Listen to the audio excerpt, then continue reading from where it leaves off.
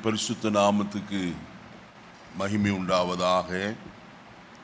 ஆசீர்வதிக்கப்பட்ட இந்த நல்ல நாளிலும் நான் ஒருமித்து கர்த்தருடைய சன்னிதானத்தில் கூடி கர்த்தரை தொழுது கொள்ளும் ஸ்லாக்கியத்தை கர்த்தர் நமக்கு தந்தபடினால் நான் அதிகமாய் கர்த்தரை ஸ்தோத்திரிக்கிறேன். இந்த காலை வேளையிலே நான் தொடர்ந்து சிந்திப்போம் என்று சொல்லி சொன்னதான வேத பகுதிக்கு நேராக நம்முடைய வசனத்தை திருப்புவோம்.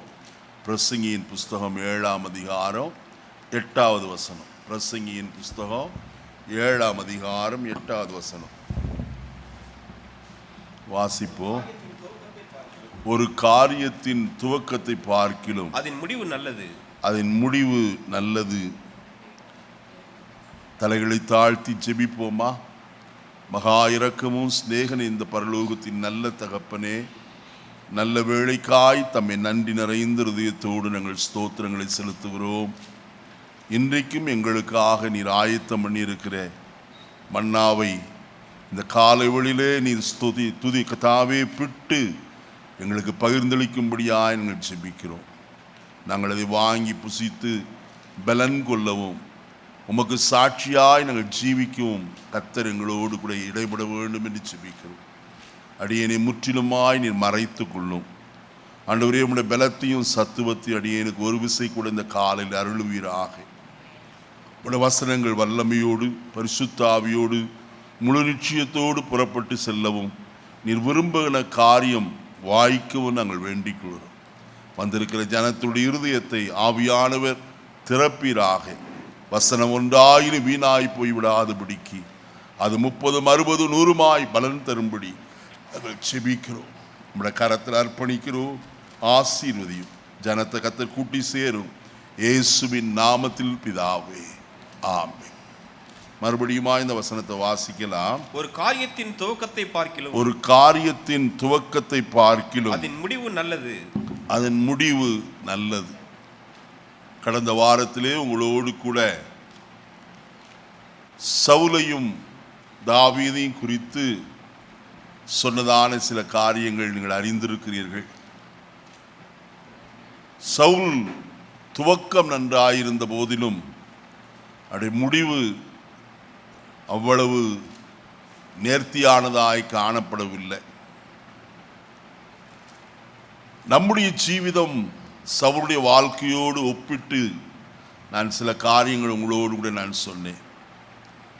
அதற்கு ஆதாரமாய் கர்த்தருடைய வசனத்தை வாசிக்க கேட்டோம். 1 சாமுவேலின் புஸ்தகம் 16ஆம் அதிகாரம் 1வது வசனத்தில் கர்த்தர் சாமுவேலை நோக்கி சொன்னதான ஒரு வார்த்தை, இஸ்ரவேலின் மேல் ராஜாவாய் இராதபடிக்கு நான் புறக்கணித்து தள்ளின சவுலுக்காக நீ எந்த மட்டும் என்ன செய்வாய்? அப்ப கர்த்தரால் புறக்கணிக்கப்பட்ட ஒரு அனுபவம் சவுலுடைய வாழ்க்கையிலே காணப்பட்டது. ஏன் புறக்கணிக்கப்பட்டான் என்பதை குறித்து நாம் ஒவ்வொன்றாய் சிந்தித்து வரலாம். ஆனால் புறக்கணித்து தள்ளப்பட்ட சவுலை விட தேவனால் தெரிந்து கொள்ளப்பட்ட ஒரு மனுஷனை குறித்து அதே வசனம் இவ்விதமாய் சுட்டி காண்பிக்கிறத நாம் பார்க்கிறோம். வாசிப்போமா? புறக்கணித்து தள்ளின சவுலுக்காக நீ எந்த மட்டும் துக்கித்து கொண்டிருப்பாய்? கொம்பை தைலத்தால் நிரப்பி கொண்டு வா. பெத்லகேமியனாகி ஈசாயின் குமார் ஈசாயினிடத்திற்கு உன்னை அனுப்புவே. அவன் குமாரில் ஒருவனை நான் ராஜாவா என்ன செய்தேன்? தெரிந்து கொண்டேன். ஒரே வசனத்தில் 2 பேருடைய காரியத்தை கர்த்தர் சுட்டி காண்பிக்கிறத நாம் பார்க்கிறோம். ஒன்று புறக்கணித்து தள்ளப்பட்டவன், மற்றவனோ புறக்கணித்து தள்ளப்பட்டவனுடைய ஸ்தானத்திற்கு கர்த்தரால் ஏற்படுத்தப்படும்படி அல்லது கர்த்தரால் நிலைநிறுத்தும்படிக்கு ஏற்படுத்தப்பட்ட அல்லது தெரிந்து கொண்ட ஒரு தாவீதை குறித்து நாம் வசனத்தில் வாசிக்கிறோம். இந்த வசனத்தில் தாவீது என்று சொல்லப்படாவிட்டாலும் அதற்குரிய காரியத்தை பிற்பாடு நாம் வாசிக்கலாம். வசனம் சொல்லுகிறது, அவருடைய குமாரரில் ஒருவனை நான் ராஜாவாய் இருக்கும்படிக்கு நான் என்ன செய்தேன்? தெரிந்து கொண்டேன் என்று சொல்லி கர்த்தர் சொல்லுகிறார். இங்கே சாமுவேல் தைல கொம்பை தைலத்தினால் நிரப்பிக்கொண்டு பெத்லகேமில் இருக்கிற ஈசாயின் வீட்டுக்கு நேராய் கடந்து போகிறான். கடந்து போய் அவன் செய்த காரியத்தை நாம் கர்த்தருடைய வசனத்திலே நான் வாசிக்கிற வழியிலே பலி விருந்து ஆயத்தப்படுத்தப்பட்டது. அப்பொழுது ஈசாயின் குமாரில் ஒவ்வொருவராக சாமுவேல் அழைக்கிறார். முதலாவது வந்தவன் 1 சாமுவேல் 16ஆம் அதிகாரம் 6வது வசனத்தை பாருங்கள். அவர்கள் வந்தபோது அவன் எலியாவை பார்த்தவுடனே கர்த்தரால் அபிஷேகம் பண்ணப்படுபவன் இவன் தானாக்கும் என்றார். ஆனால் கர்த்தர் சொன்னார், இவனை அல்ல. அங்க வசனத்தை பாருங்கள். நான் இவனை என்ன செய்தேன்? புறக்கணித்தேன். மனுஷர் பார்க்கிறபடி நான் என்ன செய்யேன்? பாரேன். மனுஷன் முகத்தை பார்ப்பான், கர்த்தரோ என்ன செய்கிறாராம்? இருதயத்தை பார்க்கிறார் என்றார். ஒவ்வொரு பிள்ளையாய் வந்து விட்டான். அதற்கு பிறகு சாமுவேல் கேட்ட ஒரு கேள்வி இவ்வளவா இருக்கிறது. 11வது வசனம், உன் பிள்ளைகள் இவ்வளவுதானா? நன்றாய் கவனியுங்கள். 7 பிள்ளைகள் அவனுக்கு முன்பதாய் கடந்து போய்விட்டார்கள். இப்பொழுது சாமுவேல் கேட்கிறான் ஈசாயை பார்த்து, உன் பிள்ளைகள் இவ்வளவுதானா? அதற்கு அந்த ஈசாய் சொன்னதான பதில், அதற்கு அவன், இன்னும் எல்லாருக்கும் இளையவன் ஒருவன் இருக்கிறான், அவன் ஆடுகளை மேய்த்து கொண்டிருக்கிறான் என்றான். அப்பொழுது சாமுவேல் ஈசாயை நோக்கி ஆள் அனுப்பி அவனை அனுப்பி அவன் இங்கே வருமட்டும், பாருங்கள், அவன் இங்கே வருமட்டும் நான் என்ன செய்ய மாட்டேன்? பந்தி இருக்க மாட்டேன். ஒரு மனுஷனுக்காக ஒரு தீர்க்கதரிசி என்ன செய்கிறார்? காத்திருக்கிற அனுபவம். உட்கார்ந்து இருக்கிறார். எவ்வளவு நேரமாயிற்றோ தெரியாது. ஆனால் அனுப்பப்பட்டவர்கள் போய் தாவீதை அழைத்து கொண்டு வருகிறார்கள். அங்க 12வது வசனம் பாருங்கள். அழைப்பித்தான். அவன் சிவந்த மேனியும் அழகிய கண்களும் நல்ல ரூபமுள்ளவனுமாயிருந்தான். அப்பொழுது கர்த்தர், இவன்தான், நீ எழுந்து இவனை என்ன செய்? அபிஷேகம் பண்ணு. கர்த்தர் சொல்லுகிற ஒரு காரியத்தை நன்றாய் கவனியுங்கள். அங்கே எலியாவை கர்த்தர் புறக்கணித்து தாவீது வந்தவுடனே இவன்தான், நீ எழுந்து இவன் என்ன செய்? அபிஷேகம் பண்ணு என்று சொல்லி கர்த்தர் சொல்லுகிறத நாம் பாருங்கள். கர்த்தர் அடையாளம் இடுகிறவராய் காணப்படுகிறார். கர்த்தரால் அடையாளம் இடப்படுவதற்கு முன்பு ஒரு காரியத்தை நன்றாய் கவனிக்க வேண்டும். வசனத்தை வாசிப்போம். 78ஆம் சங்கீதத்திற்கு நேராய் வருவோமா? 78ஆம் சங்கீதம் வாசியுங்கள். 70வது வசனத்தை வாசிப்போம். தம்முடைய தாசனாகிய தாவீதை தெரிந்து கொண்டு ஆட்டு தொழுவங்களிலிருந்து அவனை கர்த்தர் என்ன செய்தாரா? எடுத்தார். வசனம் சொல்லுகிறது, என் தாசனாகிய மன்னிக்கணும் தாவீதை தெரிந்து கொண்டார் என்று எழுதப்பட்டிருக்கிறது. தெரிந்து கொள்வதற்கு முன்பு கர்த்தர் செய்த ஒரு காரியம் ஒன்று உண்டு. அதை என்னை அடிக்கடியாய் அந்த வசனம் என்னோடு கூட இடைபடுகிறதாய் காணப்படும். 89ஆம் சங்கீதம் வாசிப்போமா? 20வது வசனம், என் தாசனாகிய தாவீதை கண்டுபிடித்தேன். என்ன தொலைந்து போனானா? அல்ல. கர்த்தருடைய வசனத்தில் நான் வாசிக்கும் போது கரவலாடுகளின் பின்னாக அவன் என்ன செய்தான்? தெரிந்து கொண்டிருந்தவன்.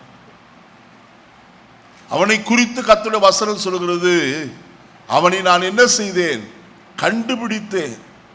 கர்த்தர் முதலாவது அவனை தேடி கண்டுபிடிக்கிறார். ஏன் தேடுகிறார்? தம்மை பற்றி உத்தம இருதயத்தோடு இருக்கிறவர்களுக்கு கர்த்தர் தம்முடைய வல்லமையை விளங்க பண்ணும்படிக்கு கர்த்தருடைய கண்கள் பூமி எங்கும் என்ன செய்கிறது? ஒரு மனுஷனை தேடுகிறார். தாம் தேடின மனுஷனை அவர் என்ன செய்தாராம்? கண்டுபிடித்தார். அந்த தாவீது ஒரு வார்த்தையை சொல்லுகிறார். அது மிகவும் முக்கியமான ஒரு வார்த்தையாய் காணப்படுகிறது. 139ஆம் சங்கீதத்திற்கு வருவோம். சங்கீதம் 139 வாசிப்போமா? கர்த்தருடைய வசனத்தை இவ்விதமாய் 16வது வசனத்தை வாசியுங்கள். என் கருவை உம்முடைய கண்கள் கண்டது. நீ நல்லா கவனிக்கணும், இது சாதாரண ஒரு வார்த்தை அல்ல. கர்த்தர் தாவீதை கண்டுபிடித்தேன் என்று சொன்னார். தாவீது அதற்கு விளக்கம் சொல்கிறான். என் கருவையே கர்த்தர் என்ன செய்தவர்? கண்டவர் ஐயா. இன்றைக்கு நேற்றல்ல அவர் என்னை கண்டுபிடித்தது. நான் என் தாயின் கருவிலே உருவாகும் முன்னே கர்த்தருடைய கண்கள் என்னை என்ன செய்தது? கண்டது. ஆயினால் தான் ஆடுகளின் பின்னே திரிந்து கொண்டிருந்த போது அவர் என்னை கண்டுபிடித்து இந்த ராஜாவா என்ன செய்திருக்கிறார்? அபிஷேகம் பண்ணி வைத்திருக்கிறார். அவருடைய தெரிந்தெடுப்பு எவ்வளவு பிரத்யேகமானது என்பதை நாம் நன்றாய் அறிய வேண்டும். கர்த்தரால் தெரிந்து கொள்ளப்பட்டவன் சோடை அல்ல. கர்த்தரால் தெரிந்து கொள்ளப்பட்டவனோடு கூட கர்த்தர் செய்கிற சில காரியங்கள் உண்டு. 89ஆம் சங்கீதத்திற்கு நாம் மறுபடியும் வருவோமே. சங்கீதம் 89 வாசிப்போம். கர்த்தருடைய வசனத்தை 3வது வசனத்தை வாசியுங்கள். என்னால் தெரிந்து கொள்ளப்பட்டவனோடு உடன்படிக்கை பண்ணி. நன்றாய் கவனியுங்கள். கர்த்தர் தெரிந்து கொண்டவனோடு கூட செய்கிற முதலாவது காரியம் உடன்படிக்கை பண்ணுகிறவராய் காணப்படுகிறார். கர்த்தருக்கும் அவனுக்கும் என்ன உண்டு? ஒரு உடன்படிக்கை உண்டு. அந்த உடன்படிக்கையில் அவர் எப்படிப்பட்டவர்? வசனத்தை நான் வாசிக்கிற வேளையிலே கர்த்தருடைய வசனம் இப்படியாய் சொல்லப்பட்டிருக்கிறத நாம் பார்க்கலாம். வாசிப்போமா தேவனுடைய வார்த்தையை? 12வது வசனம் 132ஆம் சங்கீதம் 12. உன் குமாரர் என் உடன்படிக்கையும் நான் போதிக்கும் என் சாட்சிகளையும் காத்து நடந்தால் அவர்கள் குமாரரும் என்றைக்கும் உன் சிங்காசனத்தில் வீற்றிருப்பார்கள் என்றும் கர்த்தர் தாவீதுக்கு உண்மையாய் ஆணையிட்டார். அவர் என்ன செய்யாதவர்? உடன்படிக்கையில் அவர் தவறாத கர்த்தர். முதலாவது நன்றாய் அறிந்து கொள்ளுங்க. கர்த்தர் யாரோடு உடன்படிக்கை பண்ணினாரோ அந்த உடன்படிக்கையில் அவர் சற்றேனும் என்ன செய்யாதவர்?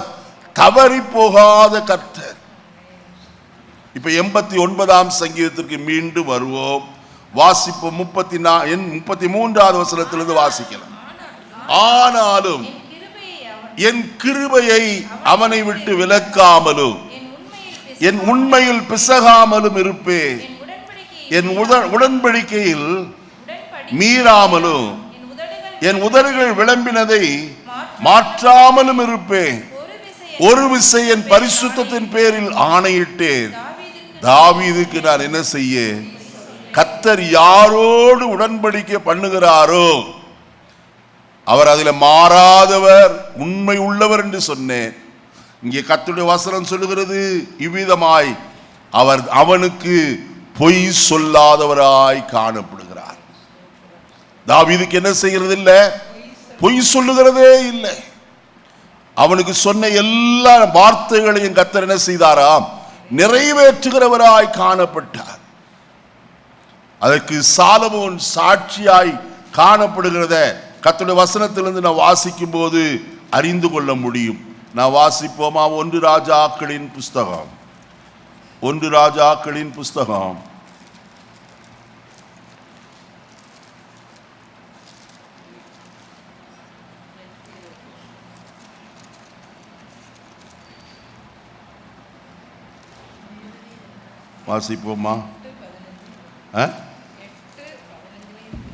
8ஆம் அதிகாரம் வாசிங்க 15வது வசனம். அவன் சொன்னது, இஸ்ரவேலின் தேவனாய கர்த்தருக்கு ஸ்தோத்திரம், அவர் என் தகப்பனாகிய தாவீதுக்கு தம்முடைய வாக்கினால் சொன்னதை பார்க்கிற ஒரு அல்லேலூயா சொல்லுவோமா? வாக்கினால் சொன்னதை தம்முடைய கரத்தினால் என்ன செய்தாராம்? நிறைவேற்றுகிறவராய் காணப்பட்டார். கர்த்தரால் தெரிந்து கொள்ளப்பட்டவன். கர்த்தர் அவனை தெரிந்து கொண்டாரா? அங்கே தெரிந்து கொண்டார் என்று வசனத்தில் வாசித்தோம். தாவீது தான் தெரிந்து கொண்டாரா? ஒரு சின்ன சந்தேகம் நமக்குள்ள வரும். உங்களுக்குள்ள இல்லாவிட்டாலும் எனக்குள்ள வந்தது. அதனால தேடி பார்த்தேன் கர்த்தருடைய வேதத்தில். 1 ராஜாக்களின் புஸ்தகம் 11ஆம் அதிகாரம் 34வது வசனத்தை நான் வாசிக்கலாம். ஆனாலும் ராஜ்யபாரம் முழுவதையும் நான் அவன் கையிலிருந்து எடுத்து போடுவதில்லை.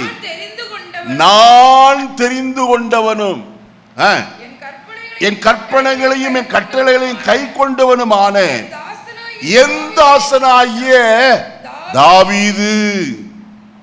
அங்க வசனத்துல எவ்வளவு தெளிவாய் சொல்லுகிறார், நான் தெரிந்து கொண்டவனும். அருமையானே, தெரிந்து கொண்ட மனுஷனைத்தான் கர்த்தர் என்ன செய்கிறார் தெரியுமா? உயர்த்தி வைத்து அழகு பார்க்கிறவராய் காணப்படுகிறார். இந்த காலை வேளையிலே தாவீதை நம்மோடு கூட ஒப்பிட்டு பார்ப்போம். தேவன் நம்மை தெரிந்து கொண்டாரா என்று சொல்லி நாம் சற்று சிந்திக்க வேண்டியது அவசியமான ஒரு காரியம். தாவீதை கர்த்தர் தெரிந்து கொண்டு தம்முடைய வார்த்தையை அவனுடைய வாழ்க்கையிலே நிறைவேற்றுகிறவராயிருந்தார். பல பாடுகள், போராட்டங்கள், அழுகையும் கண்ணீரின் பள்ளத்தாக்குகளும் இருளான அனுபவங்களும் அவனுடைய வாழ்க்கையிலே கடந்து வந்தாலும் தேவன் அவனை சத்துருவின் கைக்கு என்ன செய்யவில்லை? ஒப்பு கொடுக்கவே இல்லையா? சவுல் அவனை பிடிக்கும்படிக்கு எத்தனையோ முறை நெருங்கி வந்த போதிலும் கூட தாவீதை கர்த்தர் காப்பாற்றுகிறவராய் காணப்பட்டார். இந்த காலை வேளையில் நான் ஏன் இதை சொல்லுகிறேன்? நீங்களும் நானும் தெரிந்து கொள்ளப்பட்டவர்களானால் தேவன் ஒரு நாள் நம்மை சத்துருவின் கைக்கு என்ன செய்கிறவர் அல்ல, ஒப்பு கொடுக்கிறவர் அல்லவே அல்ல. சத்துருவின் கையிலிருந்து நம்மை மீட்டு கொண்டவர், மீண்டுமாய் சத்துருவுக்கு ஒப்பு கொடுக்கிறவர் அல்ல. அதற்கு பதிலாய் நம்மை உயர்த்தி மேன்மைப்படுத்த அவராலே மாத்திர ஆகும் என்பதை இந்த காலை வேளையிலே உங்களோடு சொல்லிக்கொள்ள ஆசைப்படுகிறேன். நம்முடைய ஜீவிதத்தோடு சற்று ஒப்பிட்டு பார்ப்போம், வாசிப்போம். எபேசியருக்கு எழுதின நிருபம் 1ஆம் அதிகாரம் 4வது வசனத்தை நான் வாசிக்கலாம். எபேசியர் 1:4.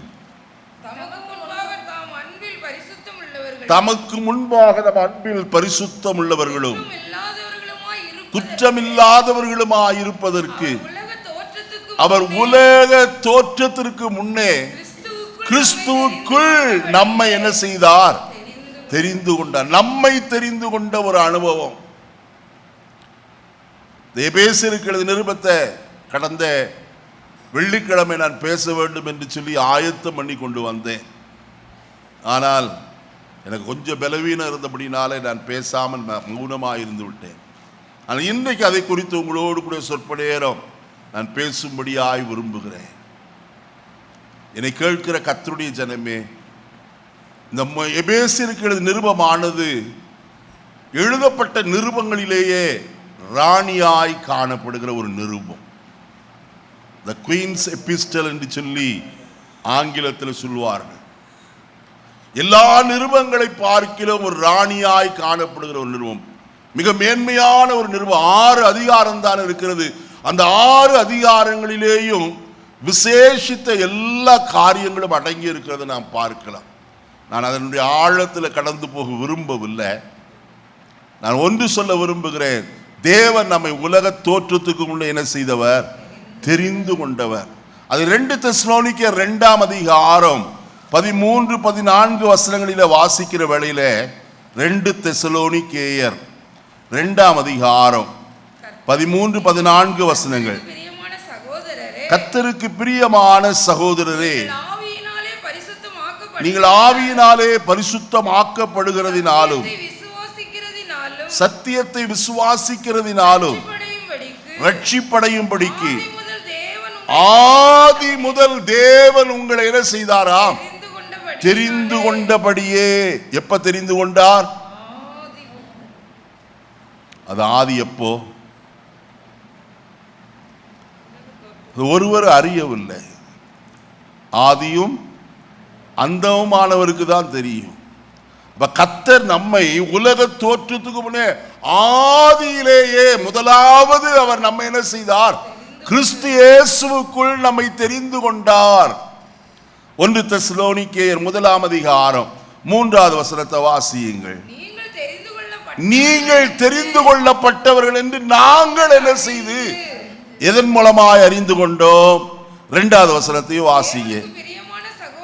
தேவனுக்கு பிரியமான சகோதரரே, உங்கள் விசுவாசத்தின் கிரியையையும் உங்கள் அன்பின் பிரயாசத்தையும் நம்முடைய கர்த்தராகிய இயேசு கிறிஸ்துவின் மேல் உள்ள உங்கள் நம்பிக்கையின் பொறுமையையும் நம்முடைய பிதாவாகிய தேவனுக்கு முன்பதாய் நாங்கள் இடைவிடாமல் என்ன செய்கிறோம்?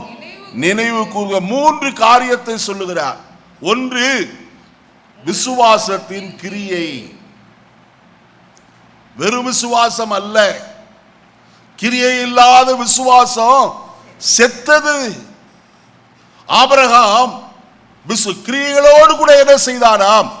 முயற்சி செய்கிறவனாய் காணப்பட்டான். ஆகினாலே அவனுடைய காரியம் வாய்த்தது. முதலாவது நம்முடைய விசுவாசம் பேரளவில் அல்ல. அந்த விசுவாசம் என்ன செய்ய வேண்டும்? கிரியை செய்ய வேண்டியது அவசியம். யோசுவாவை பார்த்து கர்த்தர் சொன்னார், யோசுவாவே, நீ உன் ஈட்டியை ஆயி பட்டணத்துக்கு நேரா என்ன செய்? நீட்டு. அவன் நீட்டினான். இஸ்ரவேலர் ஆயி பட்டணத்தை என்ன செய்தார்கள்? தீக்கொளுத்தி அதை மேற்கொள்கிறவர்களாய் காணப்பட்டார். இந்த காலை வழியிலே நான் ஒன்று சொல்கிறேன். மோசே தன் கைகளை அவன் உயர்த்தி கொண்டிருந்த போது அமலேக்கியர் மேற்கொண்டது போல யோசுவா தன் கையில் இருந்த நீட்டியை கர்த்தருடைய வாக்கின்படி நீட்டின போது, விசுவாசத்தோடு கிரியை செய்த போது காரியங்கள் வாய்த்தது. முதலாவது நம்முடைய ஜீவிதத்தில் விசுவாசம் கிரியை செய்ய வேண்டியது அவசியமாயிருக்கிறது. 2வது காரியம் அன்பின் பிரயாசம். அன்பு என்ன செய்ய? அன்பு நமக்குள்ளே இருக்கிறது. இந்த அன்பு மாம்சீகமான அன்பு அல்ல. ரோமர் 5:5 வாசிக்கிறோம், மேலும் நமக்கு அருளப்பட்ட பரிசுத்த ஆவியினாலே தேவ அன்பு நம்முடைய இருதயங்களில் என்ன செய்திருக்கிறது? ஊற்றப்பட்டிருக்கிறபடியால் என்று சொல்லுகிறார். அந்த அன்பு என்ன செய்கிறது? பிரயாசப்பட வைக்கிறது. தபித்தாளை குறித்து பார்க்கிறோம். அவள் விதவையான ஸ்திரீதான். ஆனால் அநேக விதவைகளுக்கு அவள் என்ன செய்தாலாம்? நற்கிரியை செய்கிறவளாய் காணப்பட்டாள். நம்முடைய அன்பின் பிரயாசம். அருமையான மரியாள் இயேசு தன் வீட்டுக்கு வந்தபோது வசனத்தில் வாசிக்கிறோம், அவள் பரிமள தைல குப்பை எடுத்து உடைத்து என்ன செய்தாலாம்? ஊற்றுகிறவளாய் காணப்பட்டாள். அன்பின் பிரயாசம். அவளை குறித்து சொல்கிறார், இவள் என்னிடத்தில் மிகவும் என்ன செய்தாலே? அன்பு கூர்ந்தாலே. அந்த அன்பு பிரயாசப்பட வைக்கணும். தேவ அன்பு சும்மா இருக்கக்கூடாது. 3வது காரியம் கர்த்தருடைய வசனத்தில் வாசிக்கும் போது அதுக்குள்ள மாத்திட்டாங்க. கர்த்தராகிய இயேசு கிறிஸ்துவின் மேல் உள்ள நம்பிக்கையிலே பொறுமை. யோபை குறித்து கேள்விப்படுகிறோமே, அவன் பொறுமையாயிருந்தவர்களுக்கு சாட்சி.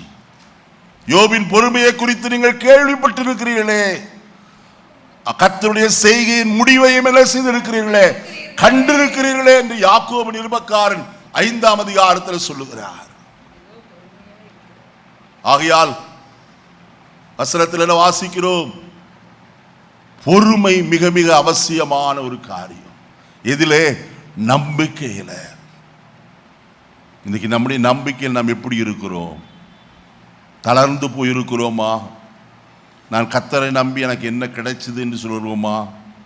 அருமையானே, நம்ம நம்பிக்கையை விடாதிருப்போமாக. பக்தன் சொல்லும்போது இவ்விதமாய் சொல்லுகிற ஒரு வார்த்தை ஒன்று உண்டு. வாசிப்போமா? எபிரேயருக்கு நிருபம்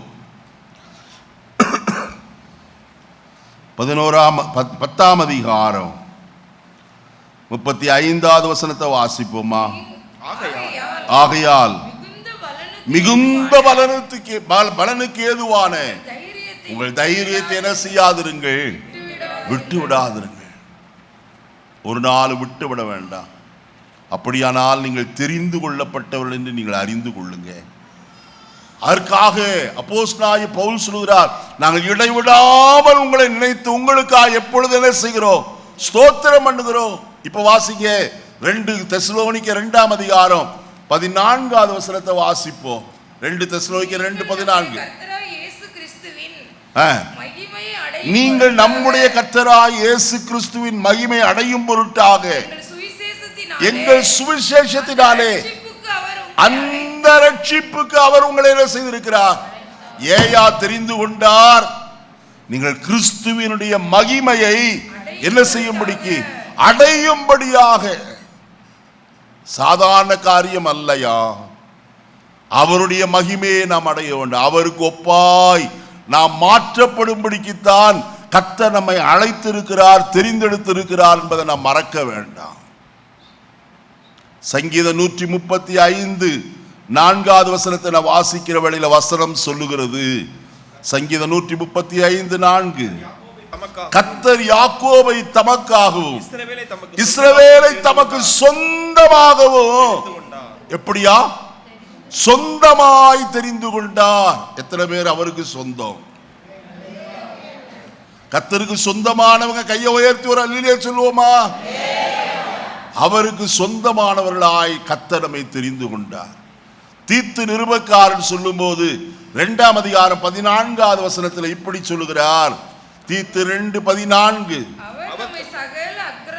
அவர் நம்மை சகல அக்கிரமங்களில் நின்று நம்மை மீட்டுக் கொண்டு தமக்குரிய சொந்த ஜனமாய், ஹல்லேலூயா.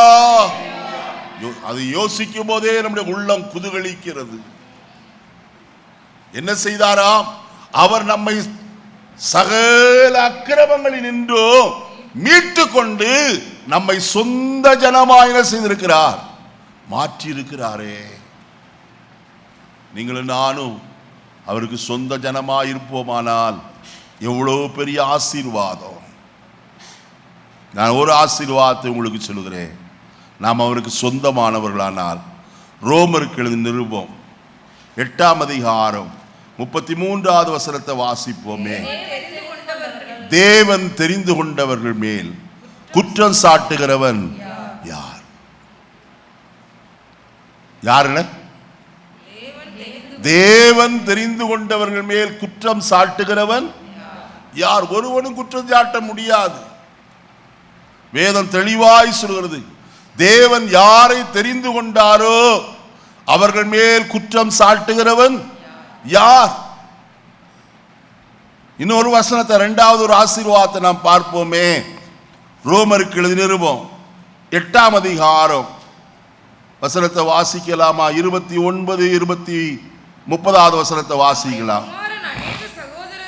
தம்முடைய குமாரன் அநேக சகோதரருக்குள்ளே முதற் பேரானவராய் இருக்கும் பொருட்டு தேவன் எவர்களை முன்னறிந்தாரோ அவர்களை தமது குமாரனுடைய சாயலுக்கு ஒப்பாயிருப்பதற்கு அவர் என்ன செய்திருக்கிறார்? யாரை கர்த்தர் தெரிந்து கொண்டாரோ அவர்களை முன்குறித்தபடியினால் தான் தெரிந்து கொண்டார். அப்படியாயா வசனம் இருக்கு? வாசிப்போமா? 1 கொரிந்தியர் 1ஆம் அதிகாரம் 28வது வசனத்தை மட்டும் வாசியும். 1 கொரிந்தியர், உள்ளவைகளை அவமாக்கும்படிக்கு உலகத்தில் இழிவானவைகளையும் அற்பமாய் எண்ணப்பட்டவைகளையும் தேவன் என்ன செய்தார்? ஒண்ணுக்கு உதவாதவங்களை தான் கர்த்தர் தெரிந்து கொண்டாராம், நல்லவங்களை அல்ல. நல்ல கவனிப்போம். பாவிகளும் நீசரும் துரோகிகளுமாய் காணப்பட்ட நம்மை தெரிந்து கொண்டு எதற்காய் தெரிந்து கொண்டார்? தமது குமாரனுடைய சாயலுக்கு ஒப்பாயிருப்பதற்காக தேவன் தெரிந்து கொண்டார் என்று கர்த்தருடைய வசனத்திலே நான் வாசிக்கும் போது அறிந்து கொள்கிறோம். தேவனுடைய தெரிந்தெடுப்பே வித்தியாசமானது.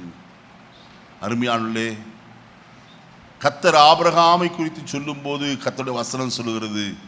நெகேமியாவின் புஸ்தகம் 9ஆம் அதிகாரம் 8வது வசனத்தை வாசிக்கலாம். வாசிங்க. கர்த்தர் ஆபிரகாமை என்ன செய்தாரா? தெரிந்து கொண்டார் என்று எழுதப்பட்டிருக்கு.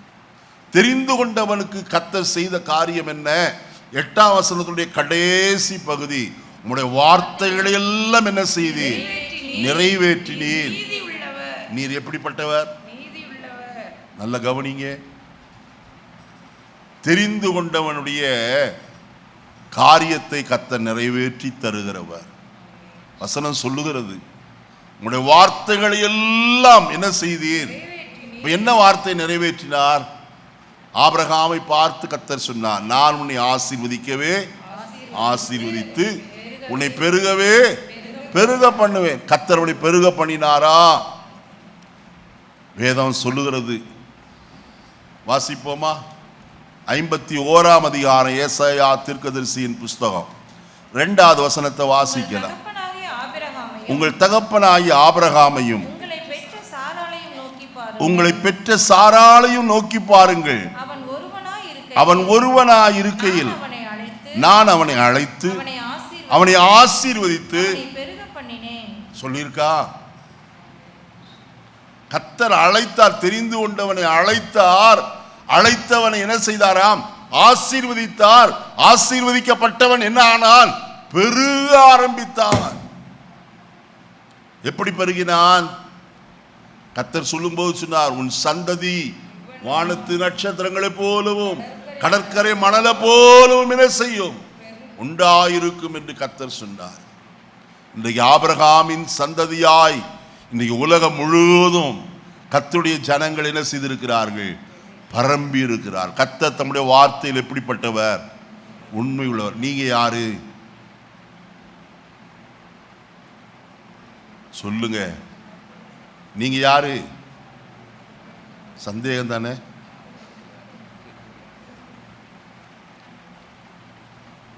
வாசிங்க கலாத்தியர்கள் நிருபம்.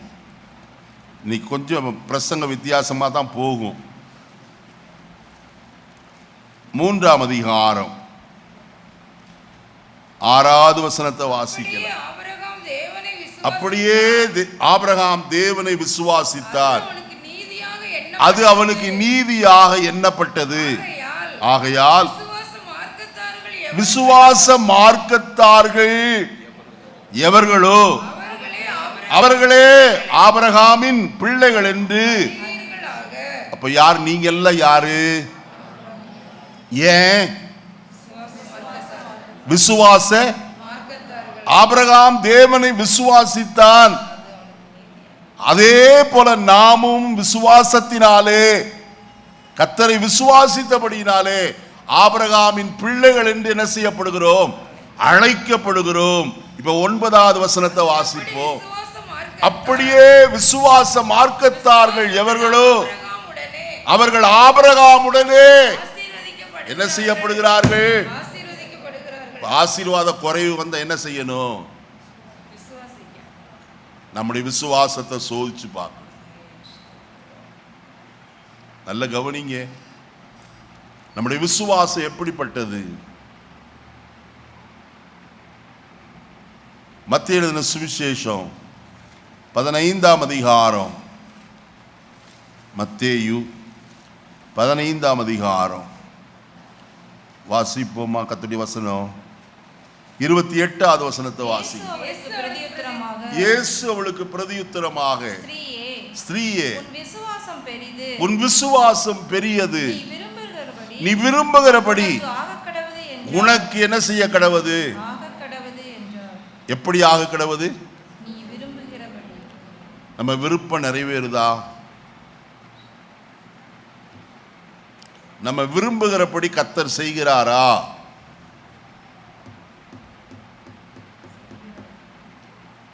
எங்க பாஸ்டர் செய்கிறாரு? எங்க அப்பா அம்மா கூட லட்டு கேட்டா ஏதோ ஒரு சாக்லேட்டாவது வாங்கி கொடுக்குறாங்க. கர்த்தர் இன்னும் செய்யலையே பாஸ்டர். அல்ல, கர்த்தர் நம்முடைய விருப்பத்தை என்ன செய்கிறவர்? நிறைவேற்றுகிறவர். அதற்கு ஒரு காரணம் இருக்கு. நம்ம அதை செய்யறது இல்லை, ஆராய்ந்து பார்க்கிறது இல்லை, சும்மா என்னமோ காணப்படுகிறோம். 20ஆம் சங்கீதத்துக்கு நேராய் வருவோம். வசனத்தை வாசிக்கலாமா? 4வது வசனத்தை வாசி. அவர் உமது மன விருப்பத்தின்படி உமக்கு தந்தரளி உமது ஆலோசனைகளை எல்லாம் என்ன செய்வாராக? நிறைவேற்றுவாராக. இங்க வசனம் சொல்லுகிறது, உம்முடைய மன விருப்பத்தின்படி அவர் என்ன செய்து தந்து. இப்ப மன விருப்பத்தை நிறைவேற்றுகிறவர் யார்தான்? கர்த்தர் தான், வேற யாரும் இல்லை. அதை செய்யணுமானால் நான் ஒன்று செய்யணும். வாசிப்போம். 145ஆம் சங்கீதம் 19வது வசனத்தை வாசிங்க. 145:19. அவர் தமக்கு பயந்தவருடைய நம்ம பயப்படுறோமா? கர்த்தருக்கு தேவ பயம் நமக்குள்ளே எப்போதும் காணப்படுகிறதா? நம்ம யோசித்து பார்க்கணும். தராசில நம்மை நிறுத்து பார்த்தால் நம்ம குறைய காணப்படுகிறோமா? தேவ பயம் நமக்குள்ளே எப்படி இருக்கிறது?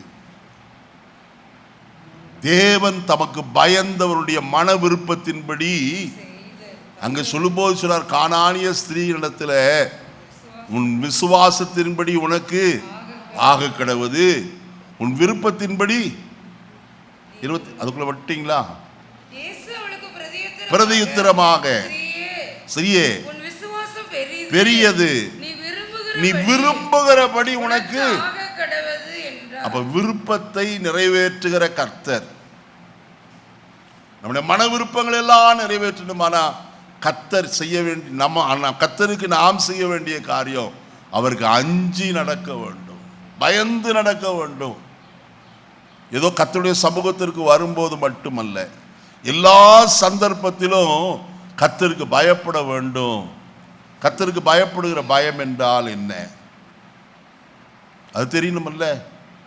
யோபின் புஸ்தகம் 28ஆம் அதிகாரம் 28வது வசனம். யோபு 28:28. மனுஷனை நோக்கி இதோ ஆண்டவருக்கு பயப்படுவதே ஞானம், பொல்லாப்பை விட்டு விலகுவதே என்னதான் இருக்கு? புத்தி. வசனம் சொல்லுகிறது, ஆண்டவருக்கு பயப்படுவதே என்னவா இருக்கிறது? ஞானம். கர்த்தருக்கு பயப்படணும். தேவ பயம் அருமையானே. கர்த்தருக்கு பயப்படுகிறது என்று சொன்னால் அவருடைய வசனத்திற்கு அஞ்சி நடக்கிறது. வசனம் தான் சொல்லுகிறது. ஏசாயா தீர்க்கதரிசி சொல்லும் போது, என் வசனத்துக்கு நடுங்குறவனையே நான் என்ன செய்வேன்? நோக்கி பார்ப்பேன். ஆண்டவர் சொன்னார், உன் விருப்பத்தின்படி உனக்கு ஆக கடவது என்று சொல்லி. அந்த ஸ்திரீ யார்? அந்த ஸ்திரீ யார்மா? கானானிய ஸ்திரீ. கானான் என்று சொன்னால் அதனுடைய அர்த்தம் என்ன தெரியுமா? சாபம் என்று அர்த்தம். வாசிங்க ஆதியாகமத்தின் புஸ்தகம். கொஞ்சம் இன்னைக்கு கொஞ்சம் வித்தியாசமா நம்ம போலாம். நிறைய வசனத்தை நீங்க கேட்க வேண்டியது இருக்கும். வாசிப்போமா? ஆதியாகமத்தின் புஸ்தகம் 9ஆம் அதிகாரம் 25வது வசனத்தை வாசிக்கலாம். கானான் சபிக்கப்பட்டவன் தன் சகோதரரிடத்தில் அடிமைகளுக்கு அடிமையாயிருப்பானாம். இந்த கானானிய ஸ்திரீயை பார்த்துதான் சொன்னார், உன் விருப்பத்தின்படி உனக்கு ஆக கடவது என்று சொல்லி. கானான் என்று சொன்னால் காரியம் என்ன? சபிக்கப்பட்டவன். நீங்களும் நானும் ஒரு காலத்தில் எப்படிப்பட்டவர்களாய் இருந்தோம்? சாபத்தின் பிள்ளைகளாய் காணப்பட்டோம். நியாயப்பிரமாணத்தின் சாபத்திற்கு உட்பட்டவர்களாய் காணப்பட்டோம். ஆனால் இயேசு இந்த உலகத்தில் வந்தபடியினாலே கலாத்தியர் 3:13 எழுதப்பட்ட பிரகாரம் மரத்திலே தூக்கப்பட்ட எவனும் சபிக்கப்பட்டவன் என்று எழுதியிருக்கிறபடி கிறிஸ்து எனக்காக சாபமானார். அங்கே எனக்காக என்று எழுதப்படவில்லை, நமக்காக சாபமாகி நியாயப்பிரமாணத்தின் சாபத்திற்கு நம்மை நீங்களாக்கி விட்டாரையா. சாபத்தின் பிள்ளைகளாயிருந்த நம்மை அவருடைய சிலுவை மரணத்தின் மூலமாய் அந்த சாபக்கேட்டிலே இருந்து நம்மை விடுதலையாக்கி இருக்கிறார். விடுதலையாக்கப்பட்ட நாம் இப்பொழுது தைரியமாய் கிருபாசனத்தண்டைக்கு கடந்து போய் கர்த்தரை பார்த்து கேட்கலாம், ஆண்டவரே விருப்பம் இது எனக்கு தாரும், நான் நமக்கு பயந்து நடக்க எனக்கு உதவி செய்ய ஆண்டவரே. உபதியா என்று சொல்லப்பட்ட மனுஷனை குறித்து கடந்த நாட்களில் உங்களோடு கூட நான் சொன்னேன். எலியாவின் நாட்களிலே காணப்பட்ட ஆகாபுடைய வேலைக்காரனாய் காணப்பட்டவன். அவன் எலியாவை பார்த்து சொன்னதான ஒரு வார்த்தை, அடியானாகிய நான் என் சிறு வயது முதல் கர்த்தருக்கு என்ன செய்கிறேன், பயந்து நடக்கிறையா. கொர்நேலியு என்று சொல்லப்பட்ட மனுஷனை பார்க்கிறோம், அவன் தேவனுக்கு பயந்தவனாய் காணப்பட்டார். கர்த்தர் தமக்கு பயப்படுகிறவர்கள் மேல் தம்முடைய ஆசீர்வாதத்தை வர்ஷிக்கப்படுகிறவராய் காணப்படுகிறார். இன்றைக்கு நாம் தேவனுக்கு அஞ்சி நடக்க வேண்டியது அவசியம். அருமையானவர்களே, தேவனால் தெரிந்து கொள்ளப்பட்ட மனுஷனுடைய வாழ்க்கையில ஒரு விசேஷித்த ஆசீர்வாதம் உண்டு. அதை குறித்து சற்று கவனிப்போமா? இப்ப மறுபடியும் பேசி இருக்கிற நிருபத்துக்குள்ள வருவோம். 1ஆம் அதிகாரத்தில் நாம் பார்ப்போமானால் ஏறக்குறைய 8 காரியங்கள் சொல்லப்பட்டிருக்கிறது நாம் பார்க்கலாம். முதலாவது காரியம் கர்த்தருடைய வசனத்தில் வாசிக்கும் போது 3வது வசனம், நம்முடைய கர்த்தராகிய இயேசு கிறிஸ்துவின் பிதாவாகிய தேவனுக்கு ஸ்தோத்திரம், அவர் கிறிஸ்துவுக்குள் உன்னதங்களிலே ஆவிக்குரிய சகல ஆசீர்வாதங்களினாலும். முதலாவது என்ன ஆசீர்வாதம்? உன்னதத்தின் ஆசீர்வாதத்தை கர்த்தர் தந்திருக்கிறார். தேவன் உன்னதங்களிலே வீற்றிருக்கிறவர். அந்த உன்னதத்திலே இருக்கிற ஆசீர்வாதம் நமக்கு வரும்படிக்கு செய்கிறவர். ஈசாக்கு தன் குமாரனாய் யாக்கோபை ஆசீர்வதிக்கும் போது அவன் சொல்லுகிற ஒரு வார்த்தை, வானத்தின் மழையினாலும் பனியினாலும் கர்த்தர் உன்னை என்ன செய்வாராக, ஆசீர்வதிப்பாராக என்று எழுதப்பட்டிருக்கிறது. யாக்கோபு தன் குமாரனாயே யோசேப்பை ஆசீர்வதிக்கும் போது 49ஆம் அதிகாரம் ஆதியாகமத்தின் புஸ்தகத்தில் அதே ஆசீர்வாதத்தை அவனுக்கு அருளி செய்கிறவனாய் காணப்படுகிறார். உன்னதத்திலே இருந்து நம்மேல் என்ன செய்கிறது, ஆசீர்வாதங்கள் வருகிறது. அருமையானே, தேவன் உன்னதத்திலே இருக்கிறார். அந்த உன்னதத்தின் ஆசீர்வாதம் முதலாவது என்ன தெரியுமா? தம்முடைய ரட்சிப்பு. நாம் ரட்சிக்கப்படும்படியாய் இயேசுவை இந்த உலகத்திற்கு அனுப்பி அவர் மூலமாய் கிடைக்கிற ஒரு பெரிய ஆசீர்வாதத்தை கர்த்தர் நமக்கு தந்திருக்கிறார். 2வது, உன்னதத்திலே ஒரு ஆசீர்வாதம் ஒன்று உண்டு. என்ன? அவர் நமக்காய் கொடுக்கிற சாட்சி. இவர் என்னுடைய நேசகுமாரன், இவரில் எப்படி இருக்கிறேன், பிரியமாய் இருக்கிறேன் என்று எங்கே இருந்து சாட்சி வந்ததாம்? உன்னதத்திலே இருந்து ஒரு சாட்சி. அருமையான கர்த்தருடைய பிள்ளையே, உன்னதத்தின் ஆசீர்வாத ரட்சிப்பு மட்டுமல்ல, உன்னை குறித்த ஒரு சாட்சியும் கொடுக்கப்படுகிறது. 3வது, ஆண்டவராய் இயேசு கிறிஸ்து சொல்லும் போது சொல்கிறார், நான் போவேனே ஆகில் அங்கே இருந்து பரிசுத்த ஆவியை உங்களிடத்திற்கு என்ன செய்வேன், அனுப்புவேன். இயேசு சொல்லும் போது சொல்கிறார், நீங்களோ உன்னதத்திலிருந்து வரும் பலனால் தரிப்பிக்கப்படுவதற்கும் எருசலேம் நகரத்தில் என்ன செய்யுங்கள், தங்கி இருங்கள் என்று சொன்னார். உன்னதத்தின் ஆசீர்வாதம் என்ன? பரிசுத்த ஆவியாகிய பலனை கர்த்தர் நமக்கு தருகிறார். ஒவ்வொன்றாய் சொல்லிக் கொண்டு போகலாம். முதலாவது உன்னதத்தின் ஆசீர்வாதம். இதுல மேன்மையான ஒரு ஆசீர்வாதம் என்ன தெரியுமா? 2ஆம் அதிகாரத்திற்கு வருவோம். அதுதான் மிக மேன்மையான ஒரு காரியம். 6வது வசனத்திலிருந்து வாசியுங்கள். ஏமா மன்னிக்கணும், 4வது வசனத்திலிருந்து வாசிங்க. தேவனோ இரக்கத்தில் ஐஸ்வர்யம் உள்ளவராய் நம்மில் அன்பு கூர்ந்து தம்முடைய மிகுந்த அன்பினாலே அக்கிரமங்களினால் மரித்தவர்களாயிருந்த உங்களை கிறிஸ்துவுடனே கூட உயிர்ப்பித்தார். கிருபையினாலே ரட்சிக்கப்பட்டீர்கள். கிறிஸ்து இயேசுவுக்குள் அவர் நம்மிடத்தில் வைத்த தயவினாலே தம்முடைய கிருபையின் மகாமேன்மையான ஐஸ்வரியத்தை வருங்காலங்களில் விளங்க செய்வதற்காக கிறிஸ்து இயேசுவுக்குள் நம்மை அவரோடு கூட எழுப்பி ஹல்லேலூயா உன்னதங்களில் அவரோடு கூட உட்கார செய்து கரங்களை உயர்த்தி அல்லேலூயா சொல்லுவோமா? நாம் பூமியிலே காணப்பட்டாலும் அவரோடு கூட கர்த்தர் நம்மை எழுப்பி அவரோடு உன்னதங்களில் என்ன செய்திருக்கிறார்? இப்பொழுதே உட்கார வைத்திருக்கிறார். எவ்வளவு பெரிய ஆசீர்வாதம்! இன்னைக்கு அநேகர் இந்த ஆசீர்வாதத்தை அறிய மனமற்றவர்களாய் காணப்படுகிறார்கள். நான் கர்த்தரோடு உன்னதங்களில் என்ன செய்திருக்கிறேன்? உட்கார்ந்து இருக்கிறேன். என்னை அக்கிரமத்திலே இருந்து பாவத்திலே இருந்து மீட்டு கொண்ட கர்த்தர் என்னை கழுவி சுத்திகரித்து பரிசுத்தமாக்கி அவரோடு கூட உன்னதங்களில் இன்னைக்கு உட்காரும்படிக்கு செய்திருக்கிறார். எவ்வளவு பெரிய ஆசீர்வாதம் அது! இரண்டாவது காரியம், கர்த்தருடைய வசனத்தை வாசிப்போம். முதல் அதிகாரத்துல நான் வாசிப்போமா? 4வது வசனத்தை வாசிக்கலாம். நமக்கு முன்பாக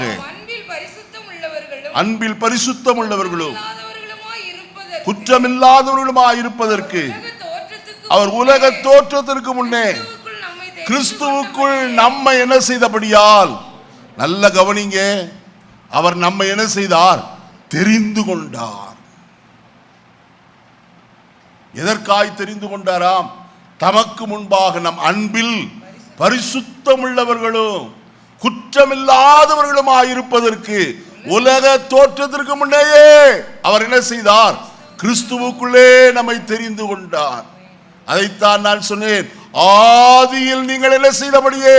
தெரிந்து கொள்ளப்பட்டபடியே. எவ்வளவு பெரிய மேன்மையான ஒரு காரியம்! ஒருவேளை உங்களுக்கு சாதாரணமாய் தோன்றலாம் இந்த வசனத்தை வாசிக்கும் போது, ஆனால் என் உள்ளம் குதூகலிக்கிறது. ஏன் தெரியுமா? என்ன பாவியாய் என்னையும் கர்த்தர் தெரிந்து கொண்டாரே, ஆதியில முன்குறித்து தெரிந்து கொண்டாரே. அநாதி ஸ்நேகம் எவ்வளவு பெரியது! ஆயிரத்தர் வசனத்திலே பக்தன் சொல்லுகிறார், அநாதி ஸ்நேகத்தால் உன்னை சிநேகித்தேன், ஆதலால் காருண்யத்தால் உன்னை என்ன செய்கிறேன்? இழுத்துக் கொள்ளுகிறேன் என்று சொல்லுகிறார். எவ்வளவு மேன்மை அது! தெரிந்து கொள்ளப்படுகிற ஒரு காரியம். எதற்கு தெரிந்து கொண்டாராம்? அங்க வசனத்தில் சொல்லப்பட்டிருக்கிற காரியம் 6வது வசனத்தை வாசிப்போம். தம்முடைய தயவுள்ள சித்தத்தின்படியே நம்ம இயேசு கிறிஸ்து மூலமாய் தமக்கு சுவிகார புத்திரராகும்படிக்கு, யாராயிருக்கும்படிக்கு? சுவிகார புத்திரராயிருக்கும்படிக்கு தெரிந்தெடுத்திருக்கிறார்.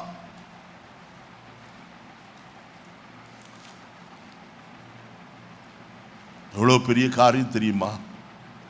நம்ம எல்லாரும் யாரா இருக்கிறோம்? தேவனுடைய புத்திரராய் காணப்படுகிறோம். கிறிஸ்துவுடனே கூட உடன் சுதந்திரர் என்று எழுதப்பட்டிருக்கிறது. நாம் புத்திரரானால் நமக்கு கிடைக்கிற ஆசீர்வாதம் ஒன்று உண்டு. வாசிப்போமா? கலாத்தியருக்கு எழுதின நிருபம் வாசிப்போம். 4ஆம் அதிகாரம் 6வது வசனத்தை வாசிப்போம். மேலும் நீங்கள் புத்திரராய் இருக்கிறபடியினால் அப்பா பிதாவே என்று கூப்பிடத்தக்க, அப்பா கூப்பிடத்தக்கதாக தேவன் தமது குமாரனுடைய ஆவியை உங்கள் இருதயங்களில் என்ன செய்திருக்கிறார்? நல்ல கவனிங்க.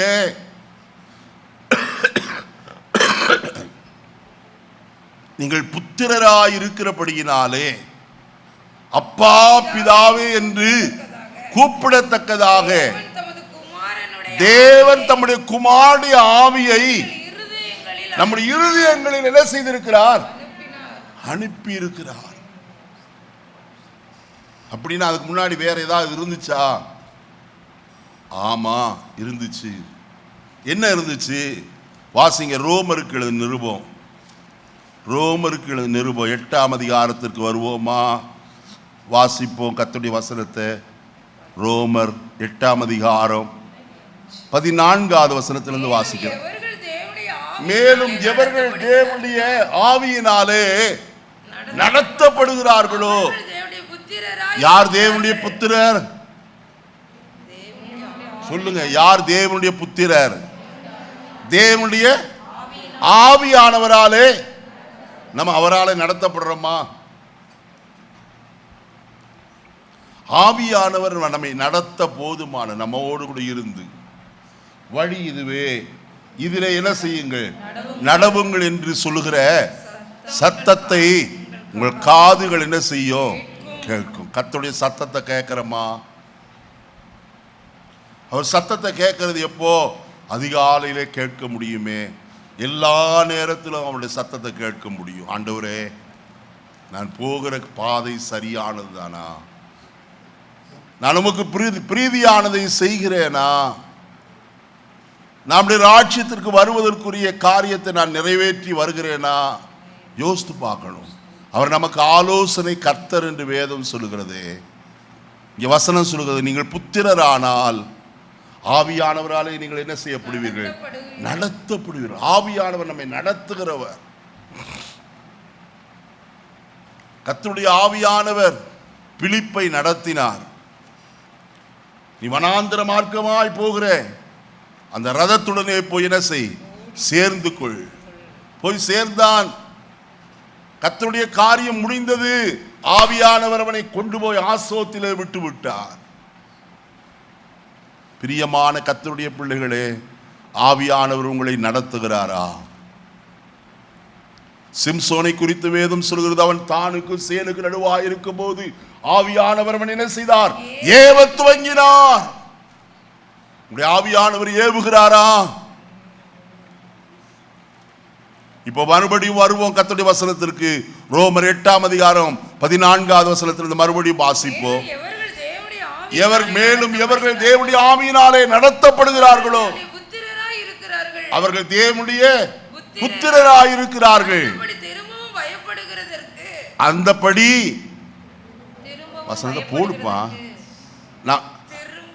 15 அந்தபடி திரும்பவும் பயப்படுகிறதற்கு நீங்கள் அடிமைத்தனத்தின் ஆவியை பெறாமல். போதுமா, நிறுத்துங்க. அங்க வசனத்தை வாசிப்ப. எந்த வசனத்தை வாசிங்க? கலாத்தியர் 4ஆம் அதிகாரம் 6வது வசனம். அதையும் வச்சுங்க, இதையும் வைங்க. நீங்கள் புத்திரராய் இருக்கிறபடியால் அப்பா பிதாவே என்று கூப்பிடத்தக்கதாக தேவன் தம்முடைய குமாரனுடைய ஆவியை உங்களுக்குள்ளே. இப்ப இங்க என்ன சொல்லி இருக்கு? திரும்பவும் பயப்படுகிறதற்கு நீங்கள் அடிமைத்தனத்தின் ஆவியை அல்ல, தைரியமாய் பிதாவை பார்த்து அப்பா பிதாவே என்று கூப்பிடத்தக்கதான புத்திர சுவிகாரத்தின் ஆவியை தேவன் நம்முடைய இருதயங்களில் என்ன செய்திருக்கிறார்? ஊற்றி இருக்கிறாரே. நம்ம கர்த்தரை பார்த்து அப்பா பிதாவே என்று கூப்பிடுகிறோமா? யூதருக்கு மாத்திரமே காணப்பட்ட அந்த ஸ்லாக்கியம் புறஜாதியாராகிய நமக்கு கர்த்தர் தந்திருக்கிறது எவ்வளவு பெரிய ஆசீர்வாதம் தெரியுமா?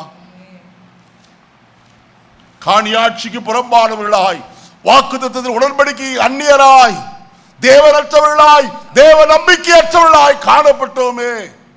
ஆனால் தேவனோ நம்மேல் வைத்த தமது மிகுந்த இரக்கத்தினாலே நம்முடைய பாவங்களை நம்மை கழுவி பரிசுத்தப்படுத்தி நம்மை அவரோடு கூட உட்கார வைத்தது மட்டுமல்ல, அப்பா பிதாவே என்று கூப்பிடத்தக்கதானே புத்திர சுவிகாரத்தின் ஆவியை தந்திருக்கிறாரே. எவ்வளவு பெரிய ஆசீர்வாதம் தெரியுமா? நம்ம நினைச்சிட்டு இருக்கோம் சாதாரணமாய். இந்த கிறிஸ்தவ வாழ்க்கை எவ்வளவு மேன்மை தெரியுமா? வீட்டில் போய் சிந்தித்து பாருங்க. சொல்லப்பட்ட வசனத்தை ஆராய்ந்து பாருங்க. அப்பதான் உங்களுக்குள்ள ஒரு குதூகலிப்பு தெரியும். கர்த்தர் என் மேல் வைத்த கிருபை எவ்வளவு பெரியதையா! நான் இதற்கு பாத்திரவானா? பாத்திரமற்ற என்ன கர்த்தர் எவ்வளவாய் நேசிக்கிறார். நான் ஒன்று சொல்லுகிறேன், நான் பெருமையாய் சொல்லவில்லை. தேவனுடைய ஆவியானவர் உங்களுக்கு இவ்வளவு காரியத்தை விளக்கி காட்டுகிறார். அதற்கு நீங்க கொடுத்து வச்சவங்க நான் சொல்லுவேன். ஒருவர் ஆயிலும் அபாத்திரராய் போய் விடாதபடிக்கு கர்த்தருடைய பிள்ளைகளே, கர்த்தருடைய வசனத்தை கை கொள்ளுங்க. இன்னைக்கு மாறுபாடான சத்தியத்தை போதிக்கிற கூட்டங்கள் ஏராளம் பெருகி இருக்கிறது. மந்தையை கைவிடுகிற மெய்ப்பர்கள் இன்றைக்கு காணப்படுகிறார்கள். சத்தியத்தை அல்ல, கட்டுக்கதைகளை போதிக்கிற மெய்ப்பர்கள் அநேகர் எழும்பி இருக்கிறார்கள். ஆனால் கர்த்தரோ உங்கள் மேலாய் வைத்த அன்பினாலே இந்த சத்தியத்தை விளங்க காட்டி கொண்டிருக்கிறார் என்பதை மறந்து போக வேண்டாம். மூன்றாவது ஒரு காரியம் கர்த்தருடைய வசனத்தில் நான் வாசிக்கும் போது 7வது வசனத்தை வாசிப்பேன். எபேசியர் 1:7. அவருடைய கிருபையின் ஐஸ்வரியத்தின்படியே இவருடைய ரத்தத்தினாலே என்ன கிடைத்திருக்கிறது? பாவ மன்னிப்பாகிய. எவ்வளவு பேர் பாவம் மன்னிக்கப்பட்டோம் என்கிற நிச்சயம் உடையவர்கள்? நிறைய பேருக்கு அதே இல்லை போல இருக்கு. இன்னும் பாவம் செஞ்சிட்டு இருக்கீங்களா? இந்த வசனத்தை புரியாம இருக்கீங்களா? வசனத்தை மறுபடியும் வாசிங்கம்மா. அவருடைய கிருபையின் ஐஸ்வரியத்தின்படியே இவருடைய, யாருடைய ரத்தத்தினாலே? இயேசு கிறிஸ்துவின் ரத்தத்தினாலே பாவ மன்னிப்பாய மீட்பு இவருக்குள் நமக்கு உண்டாயிருக்கிறது. ஐயா, என் பாவத்தை எல்லாம் அவர் என்ன செய்திருக்கிறார்? மன்னித்திருக்கிறார். ஐயா, கிருபையாய் மன்னித்தவர் அவர். எப்படி மன்னிச்சாரா? அப்படி இருக்கா? வாசிப்போமா? எபிரேயர் 8ஆம் அதிகாரம் 12வது வசனத்தை வாசிப்போம். எபிரேயர் 8:12. ஏனெனில் நான் அவர்கள் அநியாயங்களை கிருபையாய் மன்னித்து, கிருபையாய் என்ன செய்து மன்னித்து. மன்னிப்பு எப்படி கிடைச்சது? அந்த கிருபைக்கு ஆழம் தெரியுமா? அந்த கிருபையினுடைய ஆழம் சாதாரணம் அல்லங்க. கட்டப்பட்டவரா கெத்சமனே தோட்டத்திலிருந்து கொண்டு போகப்பட்டார். இரவெல்லாம் அலக்களிக்கப்பட்டார். பிலாத்துவிடத்தில், ஆலோசனை சங்கத்திலிருந்து பிலாத்துவிடத்திலும் ஏரோதிடத்திலும் மாறி மாறி கொண்டு போகப்பட்டு விசாரிக்கப்பட்டார். வாரினால் அடிக்கப்பட்டார். முகத்தில் காரி உமிழப்பட்டார். தாடை மயிரெல்லாம் பிடுங்கப்பட்டார். கண்ணை கட்டி வைத்து யார் உன்னை அடிக்கிறது குட்டுகிறது என்று சொல் என்று சொன்னார்கள். நிந்தைகளை அவமானங்களையும் உங்களுக்காய் எனக்காய் அவர் ஏற்றுக்கொண்டார். அதுதாங்க கிருபை. அதை யோசிக்கணும். எனக்காய் நம்ம நினைக்கிறோம் கிருபை சாதாரணம். ஏன்னா கிருபை கிருபைன்னு பாடுறாங்கல்ல, அதனுடைய ஆழம் தெரியணுங்க. இந்த கிருபையினுடைய ஆழம் எவ்வளவு மேன்மை தெரியுமா? கிருபையா என்னுடைய பாவத்தை அவர் என்ன செய்திருக்கிறார்? மன்னித்திருக்கிறார். நினைச்சா அவர் மன்னிப்பது, அவர் மன்னிக்கிறதற்கு, என்னை மன்னிப்பதற்கு நான் எந்த விதத்திலும் தகுதி இல்லை. ஆனால் தகுதி இல்லாத என்னுடைய பாவத்தை அவர் கிருபையா என்ன செய்திருக்கிறார்? மன்னித்திருக்கிறார். முதுகுக்கு பின்னாக எரிந்திருக்கிறார். மேற்குக்கு கிழக்கு எவ்வளவு தூரம் அவ்வளவு தூரமாய் விளக்கி இருக்கிறார். கடலில் ஆழத்தில் அமிழ்த்து போட்டிருக்கிறார். அவர் இனி என்ன செய்கிறதில்லை, நினைக்கிறதும் இல்லை என்று எழுதப்பட்டிருக்கிறது. கர்த்தருடைய வசனத்தில் வாசிக்கிறோம், பாவ மன்னிப்பாகிய மீட்பு. அடுத்தது 5வது காரியம் வாசிப்போம். கர்த்தருடைய வசனத்தை 9ஆம் 10ஆம் வசனங்களை வாசிப்போம். காலங்கள் நிறைவேறும் போது விளங்கு நியமத்தின்படியே பரலோகத்தில் இருக்கிறவைகளும் பூலோகத்தில் இருக்கிறவைகளுமாய சகலமும் கிறிஸ்துவுக்குள்ளே கூட்டப்பட வேண்டும் என்று தமக்குள்ளே தீர்மானித்திருந்த தம்முடைய தயவுள்ள சித்தத்தின் ரகசியத்தை நீங்களும் நானும் பரலோகத்தில் உள்ளவைகளும் பூலோகத்தில் உள்ளவைகளும் எல்லாம் என்ன செய்யப்பட வேண்டும்? ஐக்கியப்பட வேண்டும். இதற்கு இயேசு யாராய் மாறினார் தெரியுமா? நாமக்காரனராய் மாறினார். யாராய் மாறினார்? நாமக்காரனராய் மாறினார். நம்மை அவரோடு கூட உன்னதங்களில் என்ன செய்திருக்கிறார்? ஐக்கியப்படுத்தி வைத்திருக்கிறார். வசனத்தை வாசிப்போமானால், எல்லாத்துக்கும் வசனம் இருக்கு. வசனம் இல்லாம நான் ஏதோ உளறிட்டு கொண்டு போறேன்னு சொல்லி நினைக்கவே வேண்டாம். வசனத்தை வாசிக்கலாமா? எபிரேயருக்கு எழுதின நிருபம் 12ஆம் அதிகாரம் 22வது வசனத்திலிருந்து வாசிக்கலாம். நீங்களோ சீயோன் மலையின் இடத்திற்கும் ஜீவனுள்ள தேவனுடைய நகரமாகிய பரம எருசலேமின் இடத்திற்கும் 1000 ஆகிய தேவதூதரிடத்திற்கும் பரலோகத்தில் பேர் எழுதி இருக்கிற முதற் பேரானவர்களின் சர்வ சங்கமாகிய சபையினிடத்திற்கும் யாவருக்கு நியாயாதிபதியாகிய தேவனிடத்திற்கும் ஆவிகளிடத்திற்கும்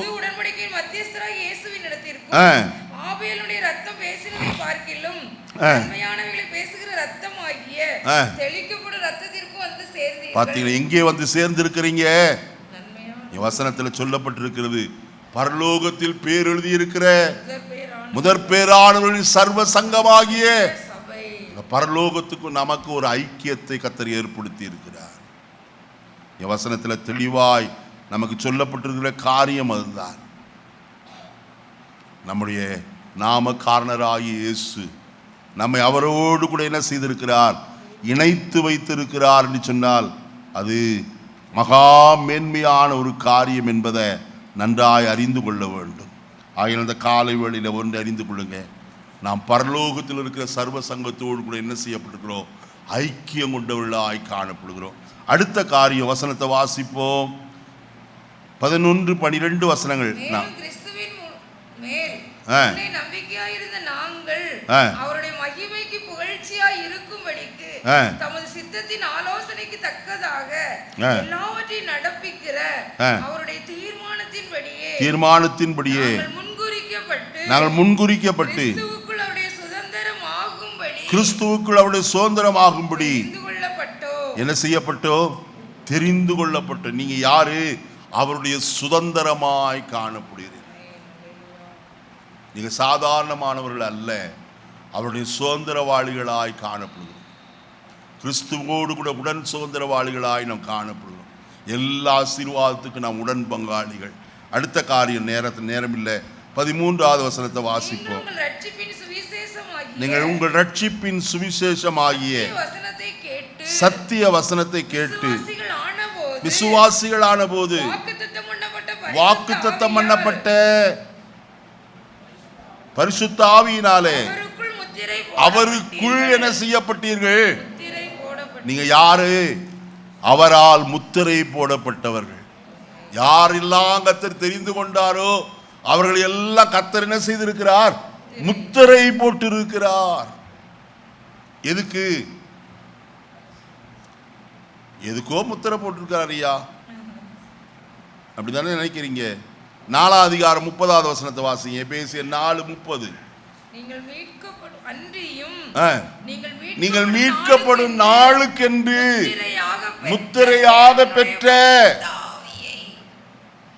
எதுக்கு பரிசுத்த ஆவி இருதயத்தில் தந்தார்? முத்திரையாய் கொடுத்தார் என்று எழுதப்பட்டிருக்கிறது. எதுக்கு? மீட்கப்படும். விளையாட்டு இல்லைங்க. பரிசுத்த ஆவி பெற்றுக்கொள்ளுங்க. நான் அவர் ஊத்துட்டும், நான் அப்படியா தான் இருப்பேன். அவர் ஊத்துட்டும். நீங்க வாய் திறக்கலன்னா அவர் எதுக்கு ஊத்த போறாரு? நீங்க இப்படியே தான் இருக்கணும். ஊற்றுமையா ஊற்றுமையா, இந்த பாட்டை வேணா பாடிட்டு இருக்கலாம். நல்ல கவனிங்க, கர்த்தருடைய ஆவியானவர் எவ்வளவு சிரேஷ்டமானவர் தெரியுமா? நான் அதனால அடிக்கடியாய் சொல்கிறது, கர்த்தருடைய பிள்ளைகள் பரிசுத்த ஆவியினாலே நிரப்பப்பட வேண்டும். ஏன் மீட்கப்படும் நாளுக்கு முத்திரையாக பெற்ற தேவனுடைய பரிசுத்த ஆவியை துக்கப்படுத்தாதிருங்கள்.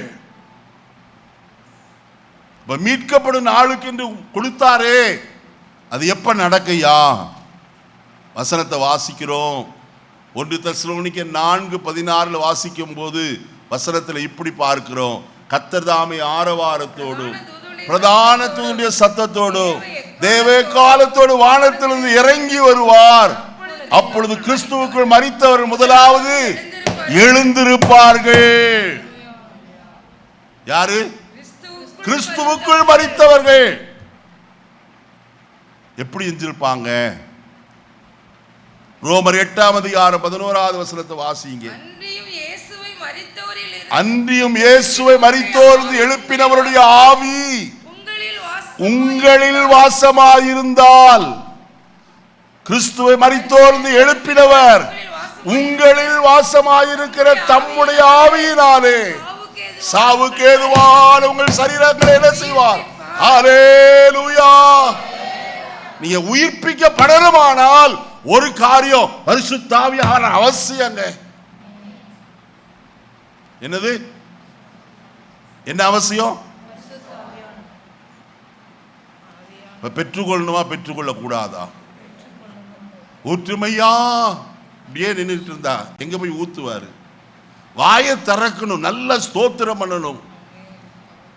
ஆண்டவரே யாக்கோபை போல சொல்லணும். சும்மாவாது மற்ற காரியத்துக்கெல்லாம் யாக்கோபை போல உம்மோடு போராடுற ஆண்டவரே.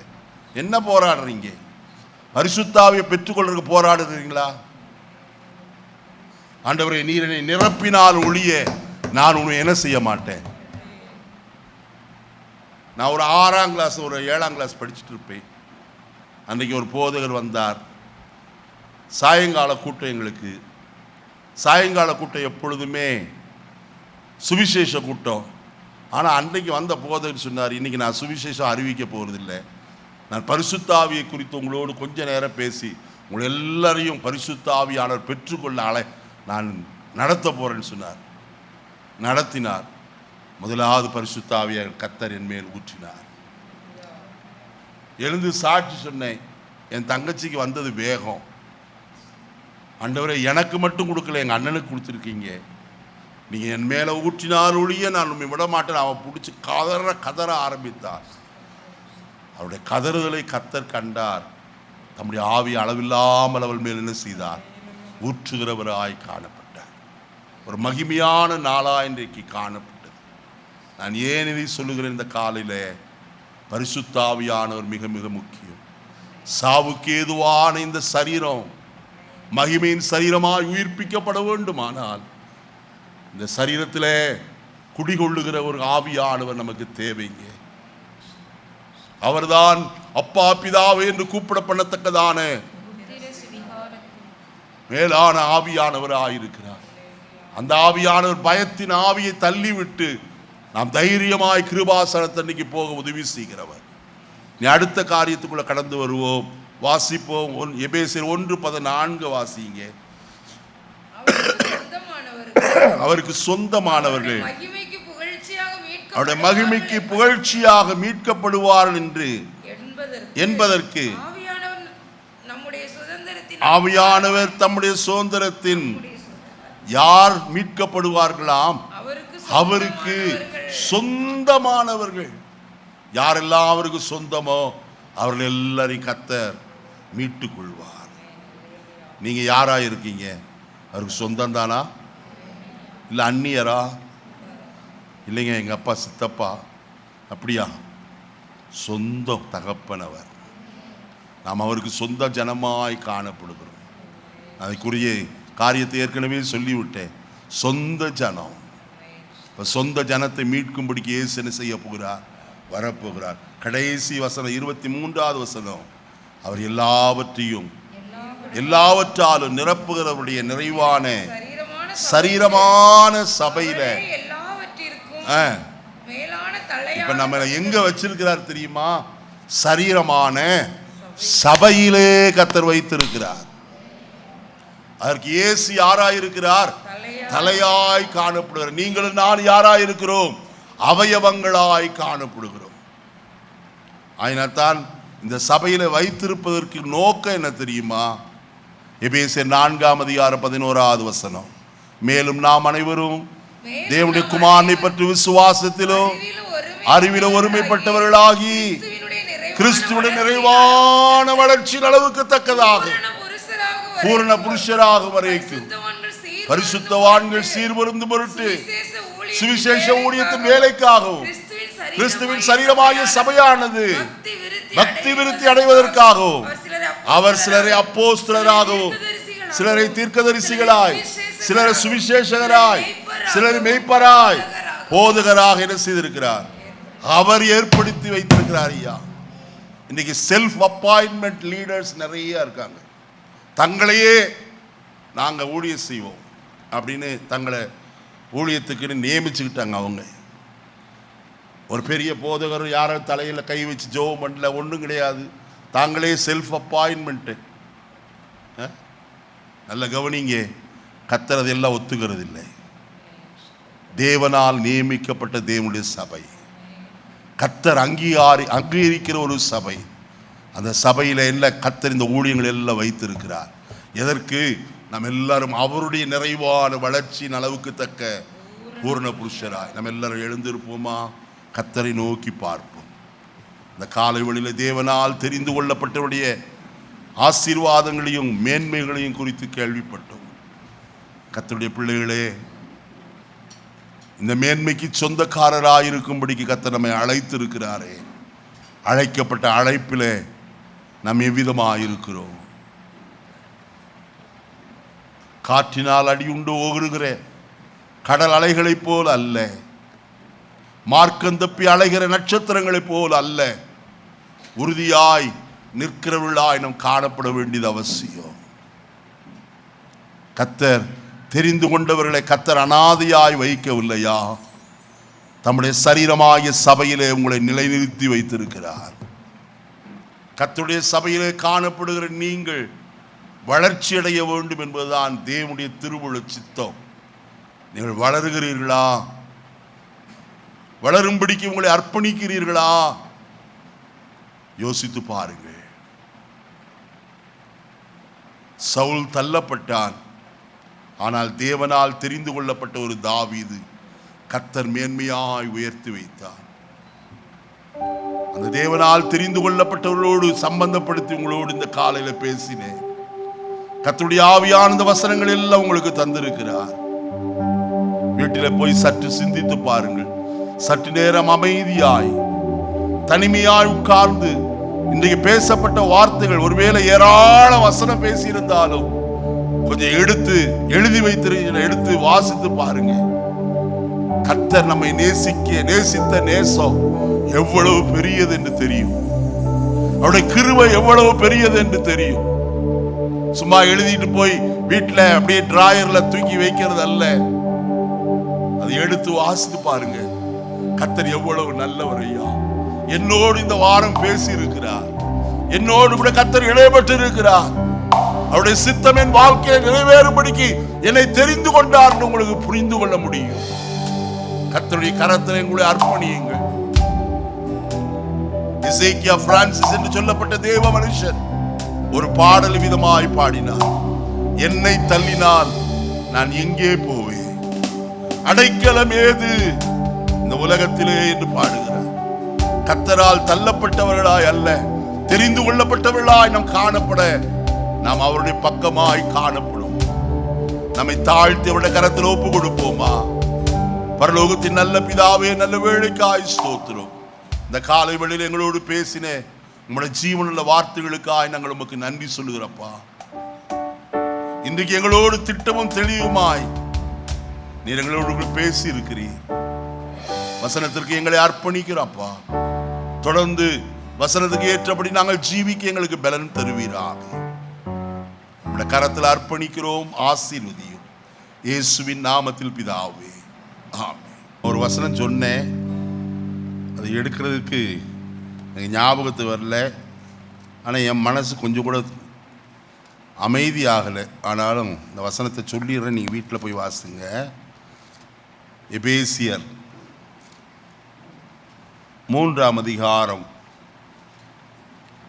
14 வசனத்திலிருந்து அந்த வசனத்தை மட்டும் வாசிக்கிறீங்களா? எபேசியர் 3ஆம் அதிகாரம் 14வது வசனம். இது நிமித்தம் நான் பரலோகத்திலும் பூலோகத்திலும் உள்ள முழு குடும்பத்துக்கு நாம காரணராகிய நம்முடைய கர்த்தராகிய இயேசு கிறிஸ்து. அருமையான, இப்போ முழு குடும்பத்துக்கு நாம காரணர் யார்? இன்னொரு பிரசங்கம் பண்ணுறேன்னு நினச்சிக்காதீங்க. நான் இந்த வசனத்தை அடிக்கடி சொன்னதுனால எனக்கு மனசு அடங்கலை. என்ன போட்டு மூளையை கசக்கி இந்த வசனத்தை கண்டுபிடிச்சி உங்களுக்கு சொல்லிட்டு நீ வீட்டில் போய் வாசுங்க.